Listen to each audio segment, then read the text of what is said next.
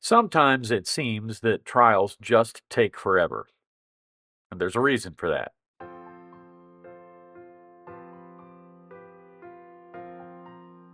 Hi folks, Tony DeWitt again with another video on the law. Remember, I don't dispense legal advice here, and this is what we're talking about today.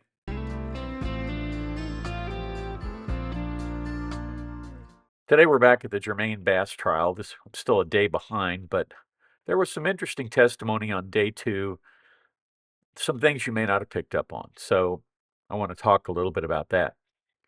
One of the reasons that trials seem to go on forever is that the most laborious part of proving a case is laying a foundation for the evidence you want to admit. And sometimes that's easy because you have the witness there, you have the testimony, it's not a problem. Other times, because in a big case like this case, lots of people do lots of different things and they lack personal knowledge in certain areas, but they gain personal knowledge in others, and sometimes they are put on, if only for a very short time. So the first witness was this crime scene investigator who, although he went to the crime scene, did not recover any evidence at the crime scene. Instead, he was tasked with going to the medical examiner's office and recovering some rather important things there, the projectiles that were recovered from the bodies of the victims. My name is Robert A. Durr III. My last name is spelled D-E-R. Thank you. Mr. Durr, how are you employed? I'm a crime scene investigator with the Hillsborough County Sheriff's Office. How long have you been working as a crime scene investigator with the Hillsborough County Sheriff's Office? Almost 18 years. And what are your general typical duties as a crime scene investigator with the Sheriff's Office? So I respond to persons and property crimes where I document through photographs or other measurements possibly and collect evidence as it relates to those types of crimes. As part of those duties, do you from time to time attend autopsies as well? Yes, I do. Okay, and what do you do when you attend an autopsy? I take photographs and then I collect any potential evidence that might be located by the medical examiners. And by potential evidence, you mean things like maybe clothing or objects that are removed from the body, things of that nature? Yes, sir. All right. I'm going to show you what's already been introduced, the State's Exhibits 28 and B. And just if you can take a quick look at those, and you can open it. They're already open, so you can go and just see. In this particular case, or do you recognize those? Yes, sir. And what are they? They're the projectiles that I recovered. All right, and so when you were at the scene in this particular case, you took photos Yes, sir. and you collected those projectiles? Yes, sir. Were you present when those projectiles were removed from the body? Yes, sir. All right, and you observed them take them out? Yes, sir. And so then do you photograph and document them being taken out, Yes, sir. and then you collect them yourself? Yes, sir. All right. So the prosecutor puts up on the Elmo device the projectiles and goes through what they are and how they were recovered and that kind of thing.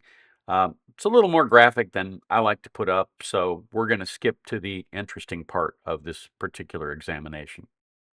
Okay, and that in fact, you were there when that was removed from the body of Jayla Bass, Yes, sir. and you observed them, and you took photos of it, and then you collected it and took it into evidence. Yes, sir. Now, besides that one projectile, did they also recover some fragments from inside Jayla Bass's body? Yes, sir. All right, now I'm going to show you 20B again, which has already been admitted into evidence. So they're very small, correct? Yes, sir. And these are in fact what is taken out of the body, and they've been described as fragments of a projectile. What would that be? What are fragments? So fragments could be anything that separated off of a projectile. It could be where it was damaged or anything maybe split apart as it was entering. Okay, so this is most likely from the same projectile that came into the body. I couldn't be specific on that, but Okay, Judge, we'll pass Williams. Press. And one of the things that I have said repeatedly is that a lot of times lawyers go at cross-examination, as my Aunt Naoma would say, like they're killing snakes. In other words, they're whacking at different things all over the place, and there's no theme to what they're doing. The defense attorneys here are smart. They are good defense attorneys. If I was on trial for a crime, I would probably want these folks. Notice what they do here. Well, I'll tell you what, let's just play the clip and then we'll talk about it.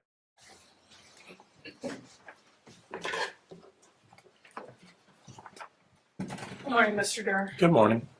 Now, you did go out to the crime scene, right, and assist with the scene there? Yes, ma'am. Okay. But you didn't collect any evidence yourself. That's correct. And then you ended up being tasked with following up with attending the autopsy in this case. Yes, ma'am.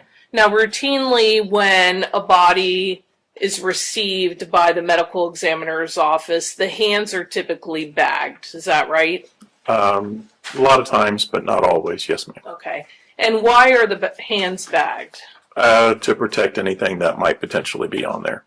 And that is typical of what happens, like at the scenes that you've been out in, where there's been a body at the scene, that the medical examiner's office will bag the hands when they're there. Yes, ma'am.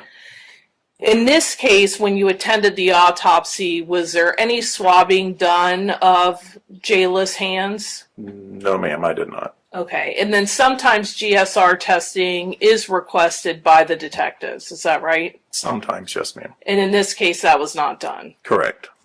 Nothing further.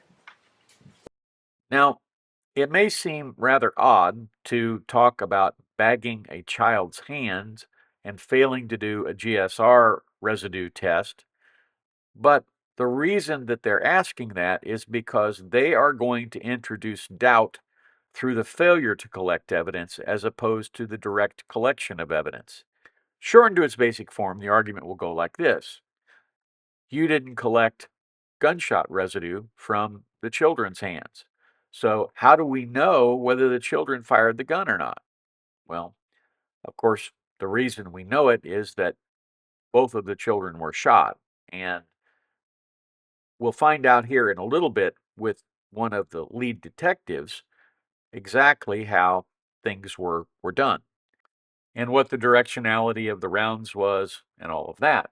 However, the claim is going to be that the 380 rounds that were one of the full rounds was recovered inside of Jayla Bass, and there were fragments recovered also. I think what the argument will be here is that the boy somehow got a hold of the gun, shot his sister, and then his dad came in, grabbed the gun, and it just went off and injured him.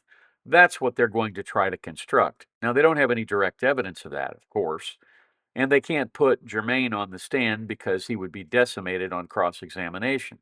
So they are left with sort of setting up this defense by questions that essentially argue that evidence wasn't collected, and so we just don't know.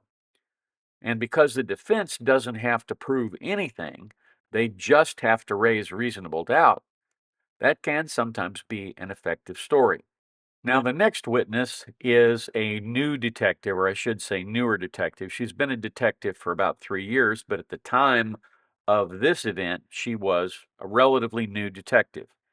And like all aggressive and upcoming police officers, she wanted to be involved in this high-profile investigation, and they let her. And they had her do the grunt work. They sent her around to different businesses to collect video footage and to different residences to collect video footage, and that's what she testifies to. And she testifies about the fact that there was a gap in the timeline. Her phone showed a different time than the actual system that was recording the video. So again, they're trying to sync up the timeline for the jury. Let's watch. Good morning. It's Cheyenne Wheaton. I'm sorry, Cheyenne Miley. It was Wheaton during its investigation. I apologize. It's Shyanne. Last name Miley, Miley. Good morning. Good morning. Please tell the jury where you work. I work for Hillsborough. Sorry, can you hear me? I work for Hillsborough County Sheriff's Office as a detective with our homicide section. How long have you been working at the Hillsborough County Sheriff's Office? I've been with the Sheriff's Office for almost 8 years, and I've been with our homicide section for almost 3. So on the night of this event, August 29th of 2022, were you working with the homicide department as a detective? I was. What part did you play in this investigation for why we're here today, the events of August 29th of 2022? The lead detective, Detective Gabo, asked me to pick up some additional video surveillance from a residence near the incident scene. What residence did you go to? It was off Heritage Club Drive. The numerical, I believe, was 13937. Okay, and I'm showing you what's already been entered into evidence as State's Exhibit 6, but I want you to look at it. Do you recognize it? I do. When you went and you pulled the video, help us understand what process do you go through when you're pulling a video from a surveillance camera that may be at a residence versus maybe a business?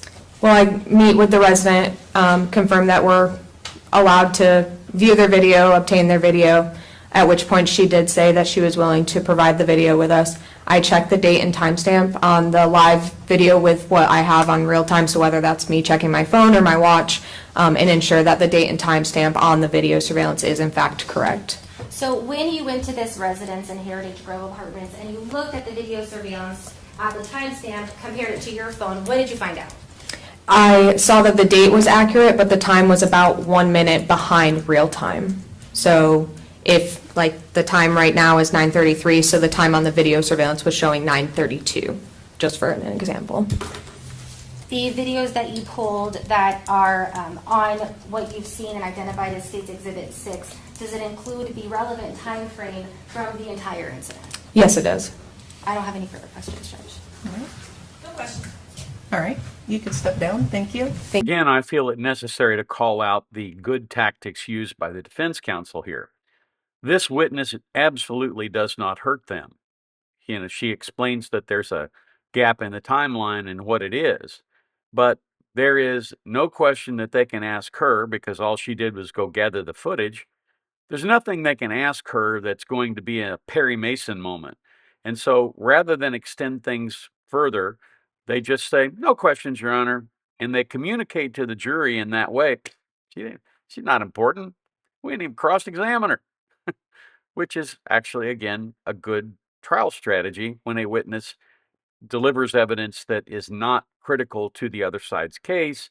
Don't waste your time cross-examining them, because you might ask a question that does hurt your case.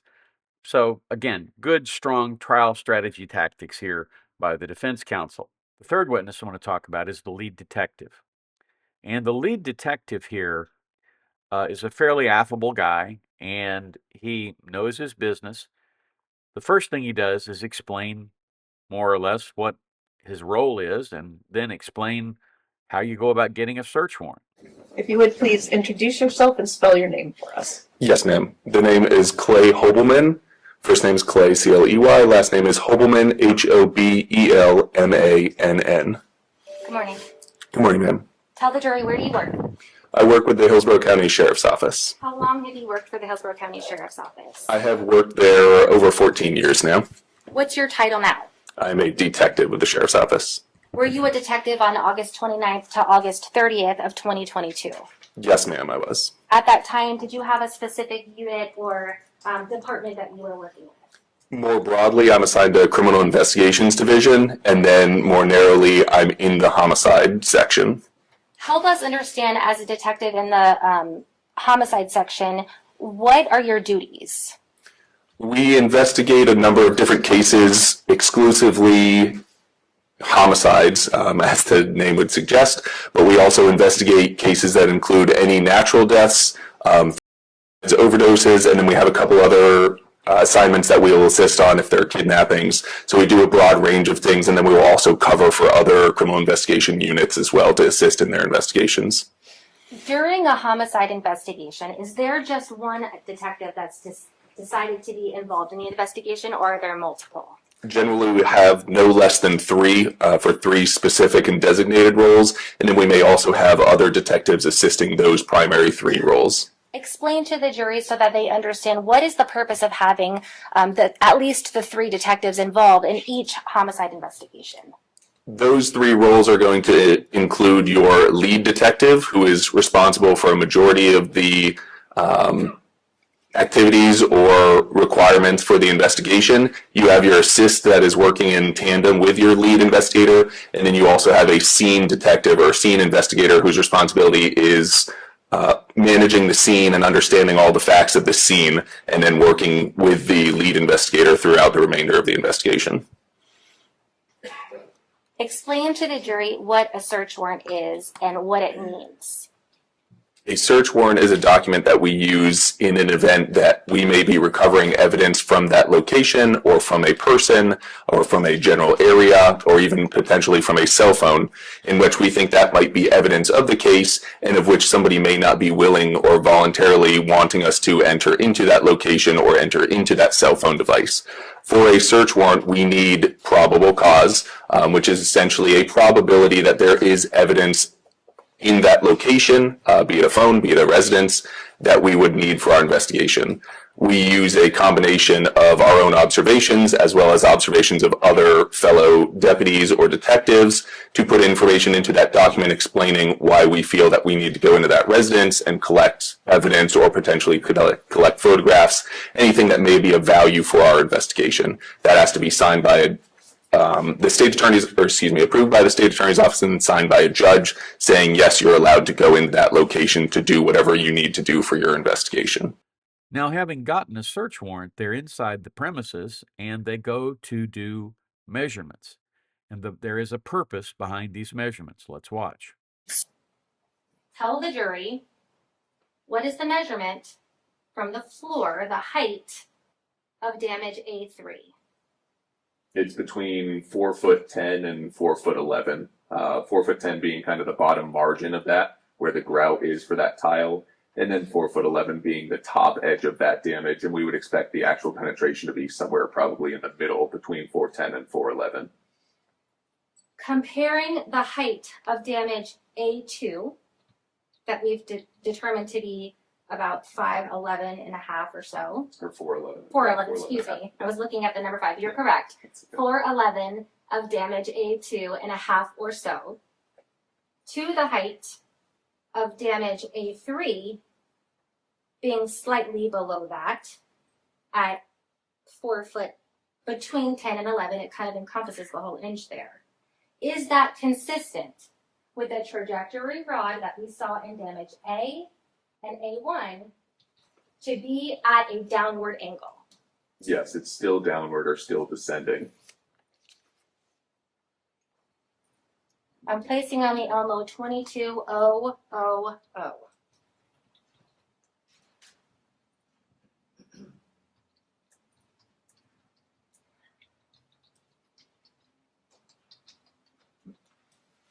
The marker on the wall, is that damage A1? Yes, ma'am, on the right side wall, in the photograph just above the shower towel holder. On the shower curtain, is that damage A2? Yes, ma'am. And we can kind of see, it looks like there's, over here, there's a cabinet on the wall, but sneaking out right behind the cabinet, it looks like we have another yellow marker that goes into the shower tile. Is that damage A3? Yes, ma'am. Explain to the jury the purpose of using the trajectory rod from damage A1 in the bathroom wall to A2 in the shower curtain to A3 in the shower tile. To again show the path of the projectile as it went through the bathroom, or the likely path of the projectile as it's penetrating through the wall, going through the shower curtain, and then embedding in the tile. So this is a fairly accurate representation of what that path would have looked like. And of course, the purpose behind those is to show that the gun was not in the bed. It wasn't an accident in the bed, that it was fired from a distance and that it was fired at a downward trajectory in much the same way that you would expect someone firing at two children laying in a bed would do. So the state is sort of methodically going about proving its case, but the defense had some wins in this case too, with respect to the fact that the hands weren't bagged. Now, I'm sure if you could, go back into H.G. Wells' time machine and zip rewind back to that night, they would probably have bagged the children's hands, and they would have bagged his hands, and they would have collected GSR, and they would have approached this as if it wasn't a layup.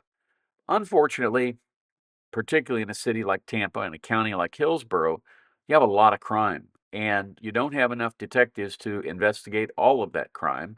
As a result of that, sometimes cops take shortcuts, and sometimes that really impairs their ability to prove the case.